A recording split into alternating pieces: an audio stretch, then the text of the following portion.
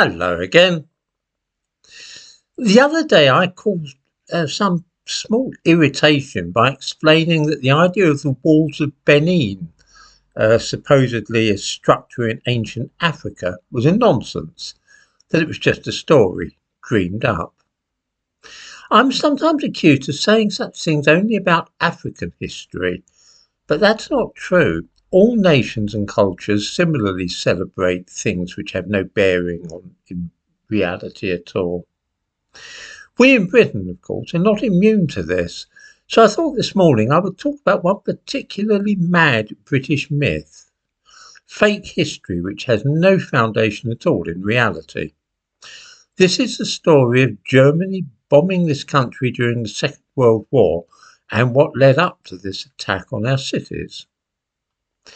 The accepted British narrative of the early years of the Second World War runs something like this. In 1939, Germany invaded Poland, and as a result, Britain declared war on Germany. This was in September 1939, and for the next 6 months or so, nothing much happened, the period which became known as the Phony War. Then in April 1940, Germany attacked and soon conquered Norway and Denmark. The following month came the invasion of Belgium and the Netherlands, followed by the fall of France and the evacuation from Dunkirk. Britain now stood alone against the might of Nazi Germany. Before Hitler could deal with Britain as he had those other countries which his army had subjugated, it was necessary to break the fighting power of the RAF.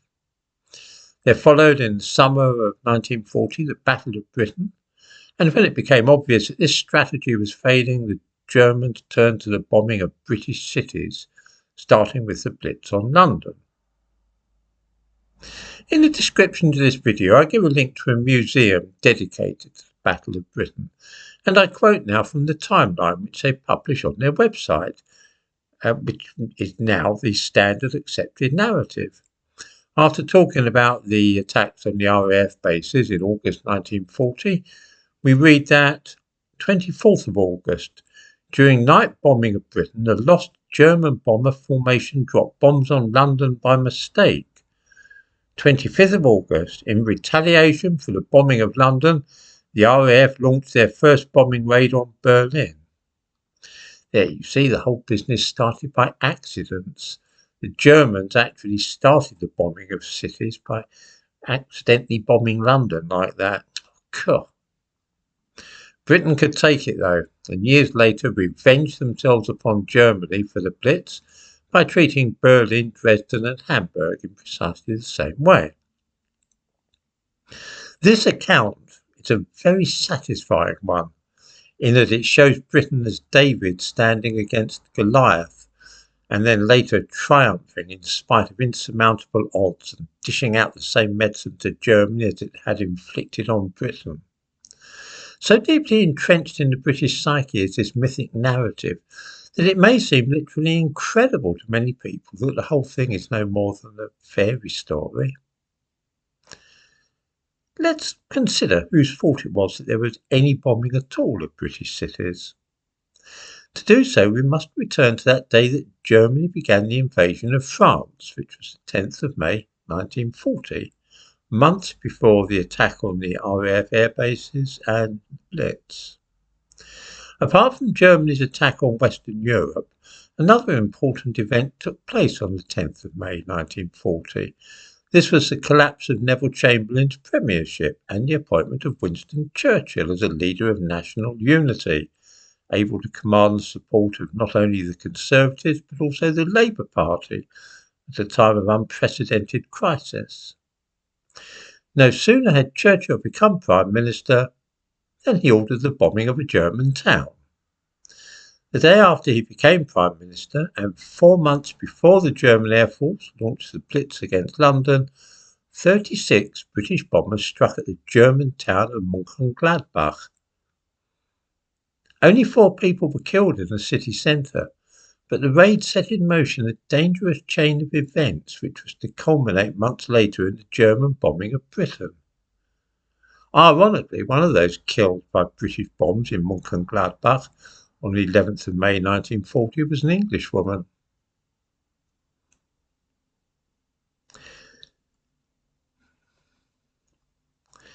5 days after the bombing of Mönchengladbach, the RAF staged the first 100-bomber raid on Germany. Well, almost 100.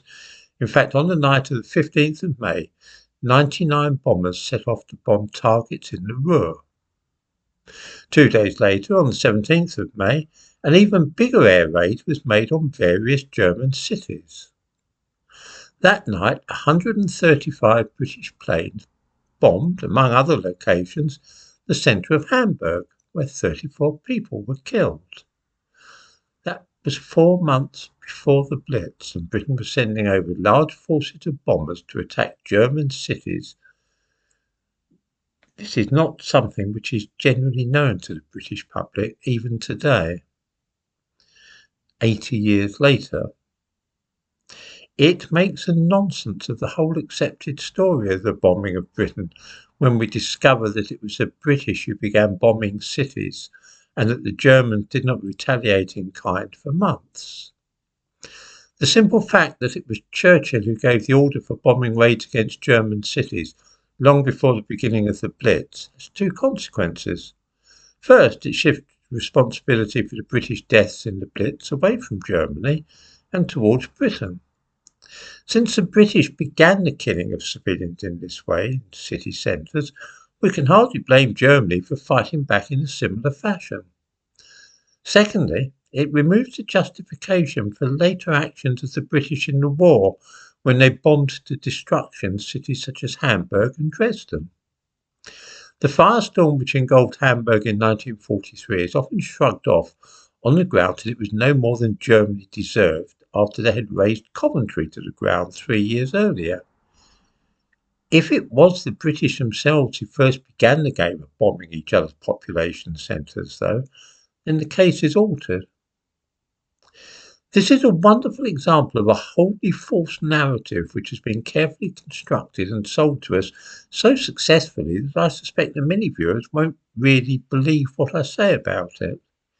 Surely it can't be true that Germany only launched the Blitz after we had been bombing German cities for 4 months.